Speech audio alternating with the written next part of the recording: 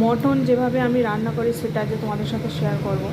সবার প্রথমে দেখো আলুগুলোকে ভেজে নিয়েছি, আর এখানে আদা রসুনের পেস্ট আছে, আর এখানে চর্বিটা আলাদা করে রাখা আছে, আর টমেটো আছে। আর এখানে হচ্ছে সবার প্রথমে মাংসটাকে সেদ্ধ করে নিয়েছি হালকা নুন দিয়ে।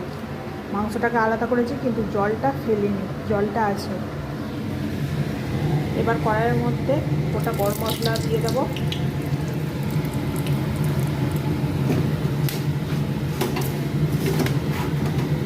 আর দিয়ে দেবো পেঁয়াজ।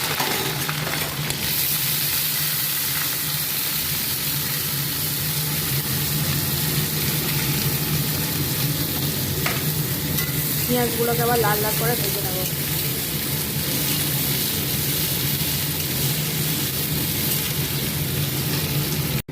পেঁয়াজটা ব্রাউন কালার হয়ে গেছে, এবার এর মধ্যে আদা রসুন আর টমেটোটা দিয়ে দেবো।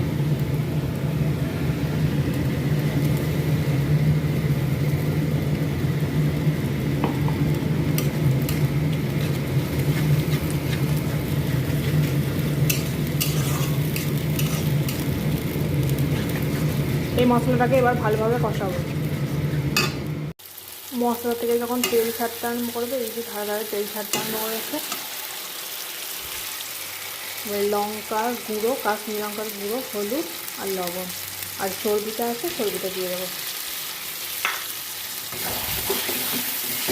এটাও দিয়ে ভালোভাবে কষে নেওয়ার পর মাংসটাকে দিয়ে দেবো। মশলাটাকে ভালোভাবে এই মশলার সাথে মিশিয়ে নেওয়ার পর মাংসটাকে দিয়ে দেবো।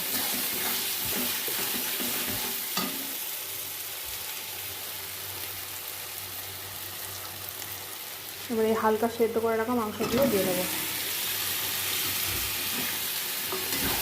ভালো করে। এবার এই সমস্ত মশলাগুলোর সাথে মাংসটা ভালোভাবে কষে নেব।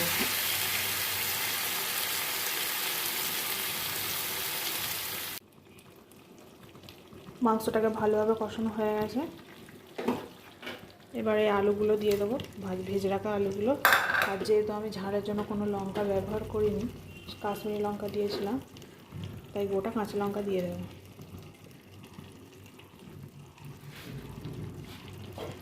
আর দিয়ে দেবো এই যে মাংসের জলটা, এটাই কিন্তু তরকারিতে স্বাদ আনবে।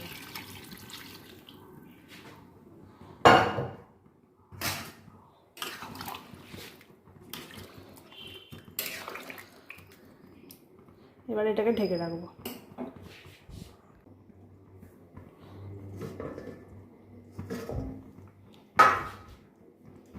এটা হচ্ছে ফাইনাল লুক, মাংস পুরো রেডি।